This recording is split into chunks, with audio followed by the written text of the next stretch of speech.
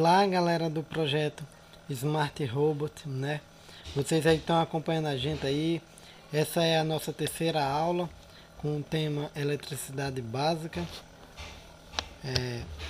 Falando sobre a gente, né? Como já foi demonstrado em aulas anteriores, temos o aluno Carlos Eduardo, que ele cursa Ciência e Tecnologia. Eu que irei apresentar hoje, estou cursando penúltimo semestre de Engenharia Elétrica pela nossa Universidade UFES. Tem o aluno Samuel também, que é da Engenharia Mecânica, a Sara da Mecânica e o Vinícius de Ciência e Tecnologia também. E os professores que vocês já conhecem, né, nossos mentores, o Dr. Valber Medeiros Lima e o doutor em Mecânica e Engenharia dos Materiais, né, o Jackson Simões. E vamos dar andamento no nosso projeto. A aula de hoje a gente irá falar dos conceitos básicos de eletricidade básica. O intuito do nosso projeto é, no final, conseguir conhecimento para desenvolver um pequeno robô. E para esse desenvolvimento precisa a gente estudar os conceitos de eletricidade básica. Vem aquela pergunta, né, da onde vem a eletricidade, a luz que você vê, como é que transmite essa eletricidade. Então a gente vai entender um pouco desse processo, começando primeiro da natureza da eletricidade, né? Para a gente entender o conceito de eletricidade, a gente tem que voltar muito lá atrás, onde os cientistas não tinham esse conceito formado, não sabia como criar essa eletricidade. E a eletricidade, para a gente entender, a gente tem que estudar a matéria, né? Que é tudo aquilo que possui massa ou ocupa lugar no espaço, é constituída por partículas muito pequenas, a matéria. E essa junção de partículas, quando a gente tem essas partículas, são chamadas de átomos. Quando a gente tem essa junção de milhares de átomos, forma a matéria e tudo que ocupa o local do espaço. Eu, você, computador, o celular que você está assistindo, tudo isso são formações criadas por diversos átomos diferentes. E um átomo ele é constituído por 3 partes subatômicas. Ele é a menor partícula, né, do universo, é o átomo. Porém, o átomo ele é pequeno, mas ainda tem algo menor que ele, que é o que forma o átomo. Que é essas 3 partículas, né, que é os elétrons. Os elétrons ele fica na eletrosfera do átomo, e são esses que ficam em movimento aqui. Eles são chamados de elétron, é conhecido na eletricidade, na física, como a carga negativa. E os prótons, eles são esses verdinhos aqui, ó, estão aqui dentro, junto com os nêutrons, que são os laranja, e eles ficam dentro do núcleo do átomo. Eles são as partículas nêutron, o próprio nome já diz, é de carga neutra, ele não é positivo nem negativo. Já os prótons, ele é conhecido na eletricidade como uma carga positiva. Vamos falar mais adiante aqui, uma vez que os elétrons são as partículas com carga negativa fundamental, né, na eletricidade. E os elétrons giram em torno desse núcleo, ou centro, né, do átomo, na região chamada eletrosfera. Ou seja, essa região aqui é chamada eletrosfera. E os átomos ficam em movimento. Eles, de acordo com a temperatura, conseguem aumentar esse aumento do fluxo de átomo e dos elétrons, mas em geral eles ficam estáveis na natureza. Eles tentam ficar estável. O próton é a carga positiva, né, conhecido como um sinalzinho de mais na eletricidade.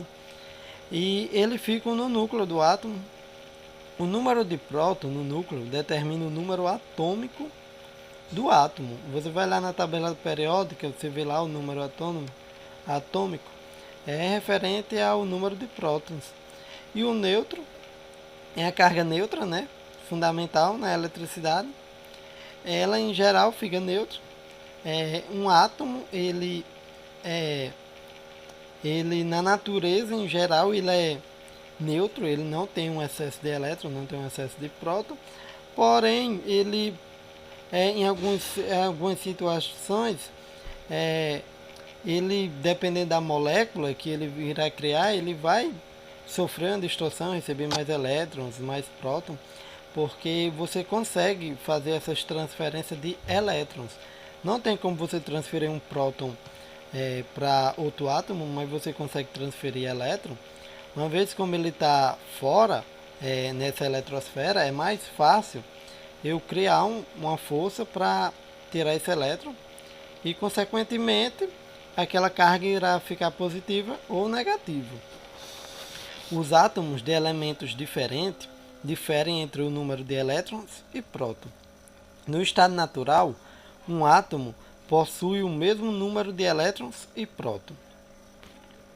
Como a carga negativa de elétron tem o mesmo valor absoluto que a carga positiva de próton, as duas cargas opostas se anulam e é considerado um átomo eletricamente neutro ou em estado de equilíbrio.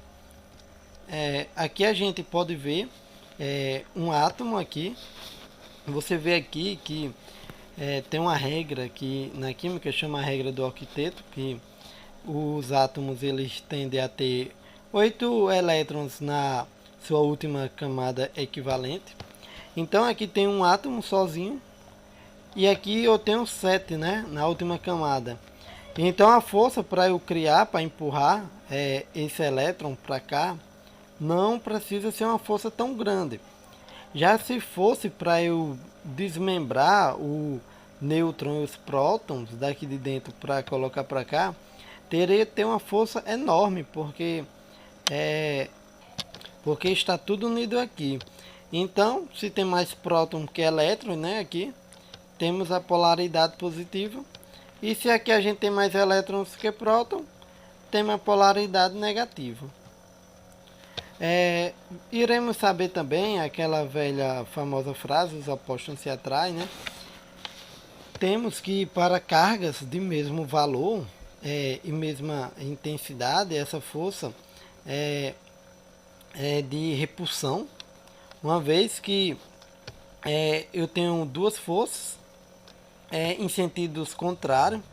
Então, quando as duas cargas negativas, as duas cargas positivas, esses átomos tendem a se afastar. E quando as cargas são opostas, eles se atraem. Isso a gente pode ver quando vocês pegam um ímã e encostam um ímã no outro. Ali tem um polo norte e um polo sul. Então, quando os polos são iguais, eles sofrem a repulsão. E por mais você queira encostar um ímã no outro, você não consegue. E quando ele tem as cargas diferentes, eles grudam mais ainda com a força que fica muito difícil tirar. Da mesma forma acontece isso com os elétrons. Temos que a quantidade de elétrons que um corpo possui é determinada pela diferença entre os prótons e elétrons.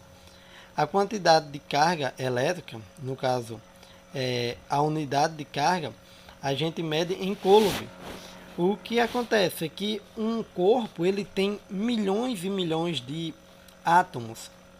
Então fica muito difícil a gente trabalhar com essas grandezas, fazer cálculos matemáticos com esses números de átomos. Então a gente coloca como se fosse em um tipo de notação científica, só que a gente parametrizou esse valor e a gente fala que um coulomb, que a gente vai trabalhar na unidade de Coulomb, em homenagem ao físico Coulomb, é igual a 6,24 vezes 10 a 18 elétrons.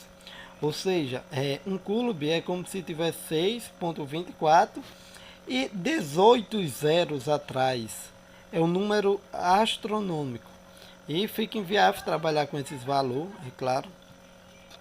Temos que a diferença de potencial agora, para entender a eletricidade, né?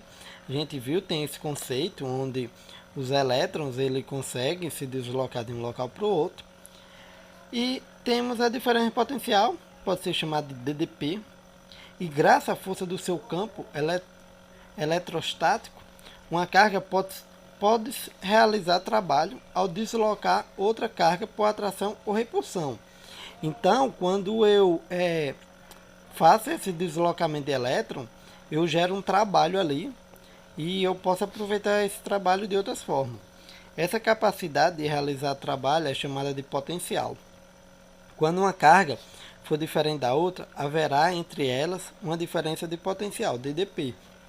Vocês podem ver aqui no multímetro, ele está zerado, mas quando um elétron passa de um local para o outro, há uma pequena variação aqui no multímetro. Se eu tenho milhões e milhões de elétrons passando, a tendência é esse ponteiro aumentar e eu conseguir ganhar essa tensão.